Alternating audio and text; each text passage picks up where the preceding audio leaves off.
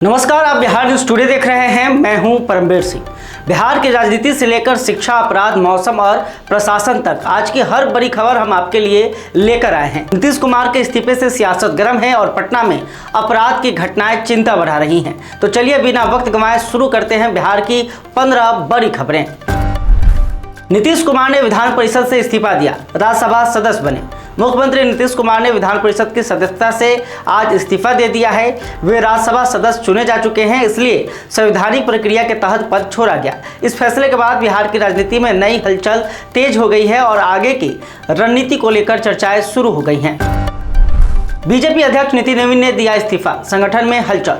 BJP के राष्ट्रीय अध्यक्ष नितिन नवीन ने अपने पद से इस्तीफा दे दिया है। उन्होंने असम रवाना होने से पहले त्यागपत्र सौंपा। बता दें कि वो भी राज्यसभा का चुनाव जीत चुके हैं। बांकीपुर विधानसभा सीट पर उपचुनाव जल्द कराए जाएंगे। नीतीश के इस्तीफे पर सियासत गर्म, तेजस्वी ने लगाए गंभीर आरोप। नीतीश कुमार के इस्तीफे के बाद सियासी माहौल गर्मा गया है। तेजस्वी यादव ने बीजेपी पर दबाव बनाने का आरोप लगाया। वहीं मंत्री अशोक चौधरी भावुक नजर आए। इस पूरे घटनाक्रम ने बिहार की राजनीति में नई बहस छेड़ दी है और सत्ता समीकरणों पर सवाल खड़े किए हैं। देखिए, ये तो दूसरे सदन में कोई भी अगर चला जाता है, एक सदन से जो है इस्तीफा दिया जाता है, फॉर्मेलिटी में उन्होंने दिया है। लेकिन बात वो नहीं है, बात ये है कि बिना मर्जी से ये निर्णय जो है दबाव में लिया गया है।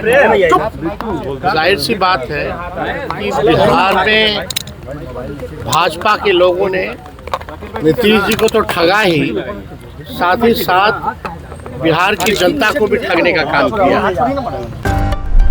पटना में पुरानी रंजिश में युवक की मारी गोली, हालत गंभीर। पटना के बाढ़ इलाके में पुरानी दुश्मनी के चलते युवक को गोली मार दी गई। घटना देर रात हुई। घायल को अस्पताल में भर्ती कराया गया है। पुलिस मौके पर पहुंचकर जांच में जुटी है और आरोपियों की गिरफ्तारी के लिए लगातार छापेमारी कर रही है।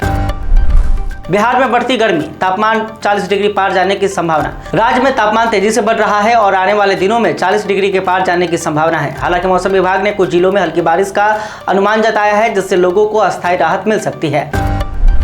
पटना में एलपीजी गैस सप्लाई को लेकर प्रशासन सतर्क है। अधिकारियों ने समीक्षा बैठक कर साफ किया कि शहर में गैस की कोई कमी नहीं है। 136 एजेंसियों के जरिए सप्लाई हो रही है और गड़बड़ी मिलने पर कड़ी कार्रवाई की चेतावनी दी गई है। नीट छात्रा मौत मामले में धरना, 79 दिन बाद भी न्याय नहीं। पटना में छात्रा की मौत के मामले में परिजन धरने पर बैठे। उन्होंने आरोप लगाया कि 79 दिन के बाद न्याय नहीं मिला। पुलिस, एसआईटी और सीबीआई जांच पर सवाल उठाते हुए दोषियों की गिरफ्तारी की मांग की गई है।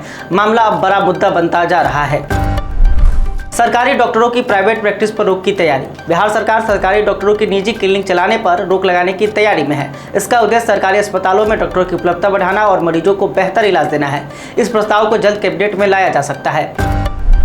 अब 24 घंटे में मिलेगा डेथ सर्टिफिकेट, डिजिटल व्यवस्था लागू। नई व्यवस्था के तहत अब बिहार में मृत्यु प्रमाण पत्र 24 घंटे के अंदर जारी किया जाएगा। यह सुविधा ईमेल, व्हाट्सएप और मोबाइल ऐप के जरिए मिलेगी। इससे खासकर ग्रामीण इलाकों के लोगों को बड़ी राहत मिलेगी और प्रक्रिया अधिक पारदर्शी बनेगी। बिहार को मिलेंगे 25 नए आईएएस अधिकारी, प्रशासन को बड़ी राहत। बिहार प्रशासन को जल्द 25 नए आईएएस अधिकारी मिलने वाले हैं। इनमें सीधे भर्ती और प्रमोशन से आए अधिकारी शामिल हैं। 17 अप्रैल तक उनकी तैनाती हो जाएगी, जिससे प्रशासनिक कामकाज में तेजी और व्यवस्था में सुधार की उम्मीद है। प्रशांत किशोर ने नीतीश के इस्तीफे को बताया विश्वासघात। जनसुराज के प्रशांत किशोर ने नीतीश कुमार के इस्तीफे पर तीखी प्रतिक्रिया दी है। उन्होंने इसे जनता के साथ विश्वासघात बताया और बीजेपी एनडीए पर सवाल उठाए। उनके बयान के बाद बिहार की राजनीति में बयानबाजी और तेज हो गई है। बिहार में मुख्यमंत्री का चेहरा वो होगा जिसको नरेंद्र मोदी जी और अमित शाह चाहेंगे, क्योंकि सरकार उनके प्रयास से बनी है। 202 विधायकों का समर्थन जिस व्यक्ति को रहेगा, वो आदमी मुख्यमंत्री का पद छोड़कर राज्यसभा नहीं जाएगा। ये बात जनसुराज की जो बात हमने कही है, प्रशांत किशोर ने जो कहा है, इसको प्रमाणित करता है कि 202 विधायक होने के बावजूद आज नीतीश कुमार को पलायन करके दिल्ली जाना पड़ रहा है। ये दिखाता है कि जो परिणाम आए, ये मैन्युफैक्चर्ड परिणाम है, ये उनकी लोकप्रियता का परिणाम नहीं है। पटना से नवी मुंबई के लिए पहली सीधी फ्लाइट सेवा शुरू। पटना एयरपोर्ट से नवी मुंबई के लिए पहली डायरेक्ट फ्लाइट शुरू हो गई है। इंडिगो के इस सेवा से यात्रियों को बड़ी राहत मिलेगी। अब मुंबई तक यात्रा आसान और कम समय में पूरी हो सकेगी। साथ ही समर शेड्यूल भी लागू कर दिया गया है। पंचायत चुनाव में बदलाव, स्कूलों में नहीं रखे जाएंगे ईवीएम। पंचायत चुनाव से पहले बड़ा फैसला लिया गया है। अब सरकारी स्कूलों में ईवीएम नहीं रखे जाएंगे। इसके लिए अलग वेयर हाउस बनाए जाएंगे। पहली बार मल्टी पोस्ट ईवीएम का उपयोग किया जाएगा, जिससे चुनाव प्रक्रिया को अधिक सुरक्षित और व्यवस्थित बनाने की तैयारी है। मुंबई में 35 मंजिला बनेगा बिहार भवन। मुंबई में 35 मंजिले बिहार भवन का निर्माण करीब 314 करोड़ रुपए की लागत से इसी साल शुरू होगा। इसे 30 महीने में पूरा करने की समय सीमा रखी गई है। इसके लिए भवन निर्माण विभाग ने प्रशासनिक मंजूरी दे दी है। पटना बख्तियारपुर 4 लेन पर सफर हुआ महंगा। NHAI के निर्देश पर दीदारगंज टोल प्लाजा पर शुल्क में 3.70% से लेकर 7.70% तक की बढ़ोतरी की गई है। टोल प्लाजा के मैनेजर प्रभाकर सिंह के मुताबिक यह बढ़ोतरी हर साल होने वाले नियमित संशोधन का हिस्सा है। तो ये थी बिहार की आज की 15 बड़ी खबरें। बने रहिए हमारे साथ।